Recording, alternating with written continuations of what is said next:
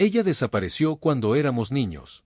23 años después regresó, para revelarme que había controlado cada relación que tuve. No era amor. A los 10 años, uno cree que el amor es compartir un gansito y jugar en los columpios sin pelearse. Así empezó mi historia con Camila. Era mi vecina, mi compañera de aventuras, la niña que me enseñó a hacer pasteles de lodo y a trepar a los árboles sin romperme la cara. La recuerdo con su vestido azul claro y una mariposa de plástico sujetándole el cabello.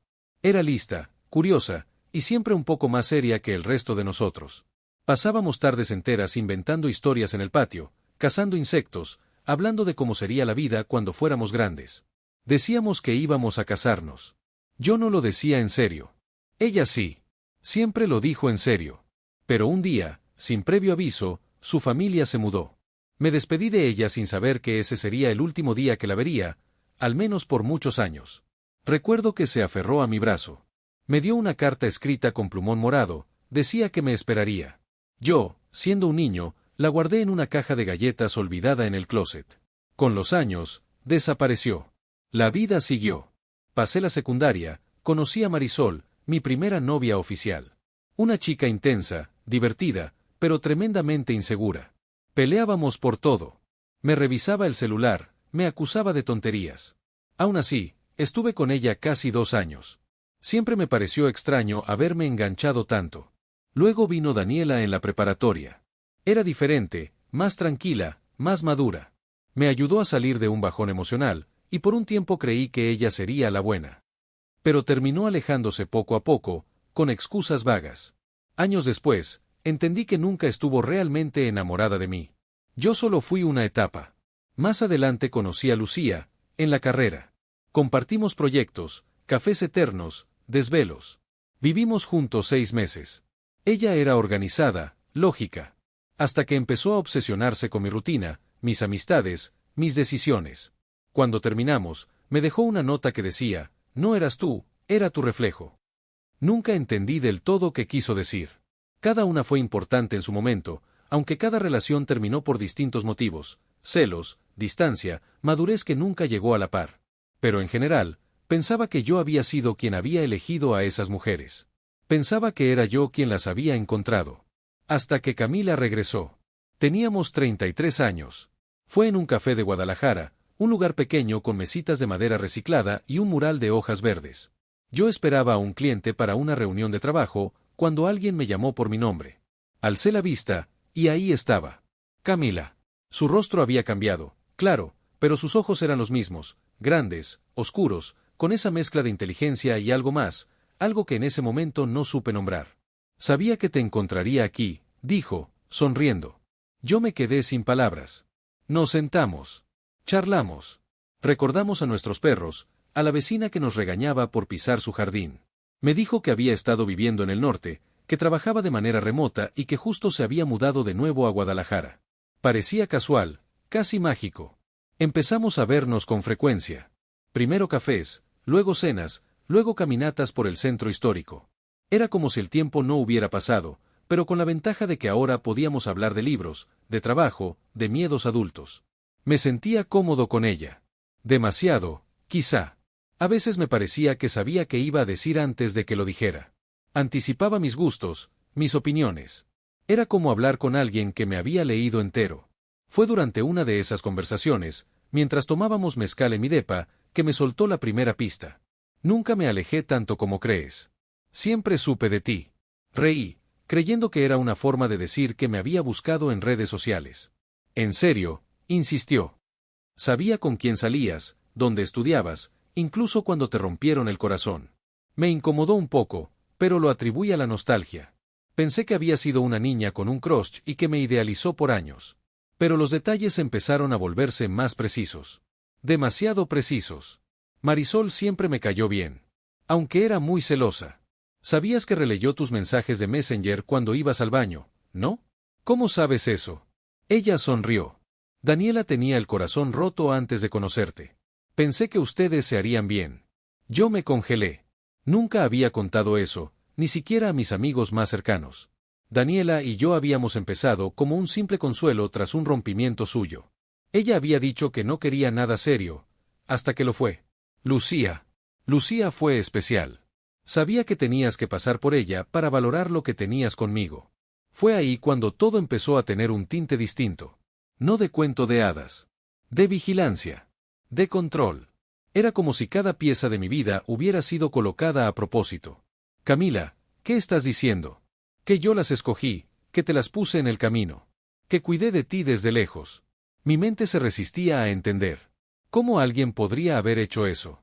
¿Manipulado mi vida amorosa sin que yo me diera cuenta? No me creas si no quieres. Pero todas estaban conectadas a mí. Marisol era prima de mi amiga Vero. Daniela fue mi compañera en un taller de escritura. Lucía, bueno, a Lucía la conocí en una exposición y le habías gustado desde antes. Solo hice que se fijara más en ti. No sabía si era una broma, una alucinación, o una revelación que me había tardado años en notar. Pero ella hablaba con calma. Con seguridad. Como alguien que ha esperado mucho tiempo para contar la verdad. Me levanté. Dije que necesitaba aire. Camila no intentó detenerme. Solo dijo: todo fue por ti. Para ti. Nunca quise hacerte daño. Esa noche no dormí. Revisé fotos viejas, conversaciones, incluso traté de contactar a Daniela. Le pregunté si conocía a Camila. Me dijo: ah, la chica de los dibujos. Pensé que era tu amiga. Mi estómago se hizo nudo. No era una mentira. Camila había estado ahí. Siempre. Pasaron semanas. No respondí sus mensajes. No sabía si sentirme manipulado, indignado o simplemente asqueado. Pero la rabia comenzó a crecer. Me había seguido como una sombra. Había jugado con mi vida, mis emociones, mis decisiones. Nada de lo vivido con mis exnovias había sido enteramente mío. Ella lo había armado, como un experimento. La confronté en su casa. Ella tenía todo preparado. Un cuarto lleno de cajas. Recortes. Fotos mías.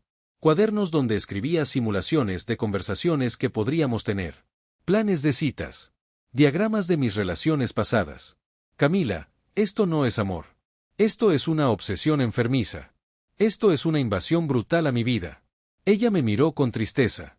Su voz ya no sonaba dulce, sino derrotada. Lo sé. Pero todo lo hice por ti. Pensé que entenderías. Que cuando supieras todo, me escogerías. Que me aceptarías. ¿Aceptar qué? ¿Un plan de vida diseñado sin mi consentimiento? ¿Un teatro armado para que yo llegara a ti? Eso no es amor, Camila. Es manipulación.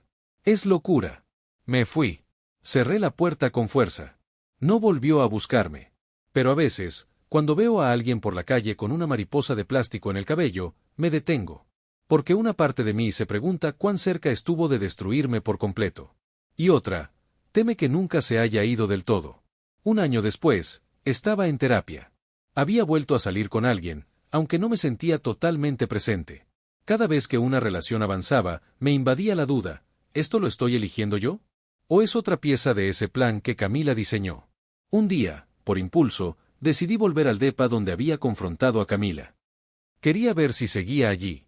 Pero al llegar, me dijeron que la chica que vivía ahí había dejado el lugar hace varios días, que si yo sabía si todo estaba bien con ella pues había ido estrepitosamente, que una tarde llegó, hizo su maleta y tomó solo algunas de sus cosas dejando muchas pertenencias ahí.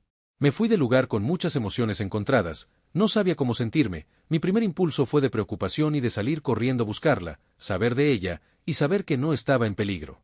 Pero a los pocos minutos lo que en realidad sentí fue alivio, me sentí aliviado porque al parecer había desaparecido definitivamente. También me embargó un sentimiento de culpa, y debo admitir que también sentí lástima por ella. Regresé a la casa de mis padres y me senté en el suelo de mi antigua habitación. Respiré hondo. Algo se había roto. O algo nunca había estado bien. Tal vez Camila no era solo una examiga, tal vez Camila sí era el amor de mi vida. Me reproché profundamente que quizá la habría lastimado con todo lo que le dije. Sentado ahí rodeado de todas mis antiguas pertenencias me sentí muy agobiado. Llamé a mi terapeuta explicándole toda la situación. A lo que mi terapeuta procedió a explicarme de manera paciente y profesional que el narcisista es lo que hace con la mente de sus parejas, juega con ellas y los manipula hasta hacerlos sentir culpables de situaciones que están totalmente fuera de tu responsabilidad. Y tenía toda la razón, porque me había sentido culpable de haber sido duro con ella, me había sentido culpable de no estar de acuerdo en que manipulara mi vida. Una semana después, leí una nota en el periódico local: mujer detenida por allanamiento, posesión de material personal de múltiples hombres. Sin familiares identificables, vivía sola, en condiciones precarias. Se investiga posible trastorno psiquiátrico. No decía su nombre y le tapaban el rostro, pero en la foto en blanco y negro, vi una mariposa de plástico en el cabello. Y de inmediato supe que era ella. Camila había caído. Y esta vez, por completo. Leyendo la nota también me di cuenta que lo que me había hecho a mí lo había hecho con otros hombres con los que se había obsesionado a lo largo de su vida. Lloré. No de amor. No de nostalgia. Lloré por haber sido parte de una historia que nunca pedí. Por haber sido el centro de una obsesión tan intensa que terminó en ruinas. Por haber confiado, de niño, en una amistad que nunca fue inocente. Y aunque la historia terminó, la angustia sigue. Porque hay heridas que no se ven, pero que se sienten cada vez que alguien dice tu nombre como si te conociera demasiado. Todo lo que descubrí me generó una inseguridad que a la fecha sigo trabajando, sigo sintiendo que los acontecimientos de mi vida no fueron mis logros, sino cosas que Camila habría planeado desde atrás del telón. Si el video te ha gustado, suscríbete, dale like y comparte. Gracias por el apoyo.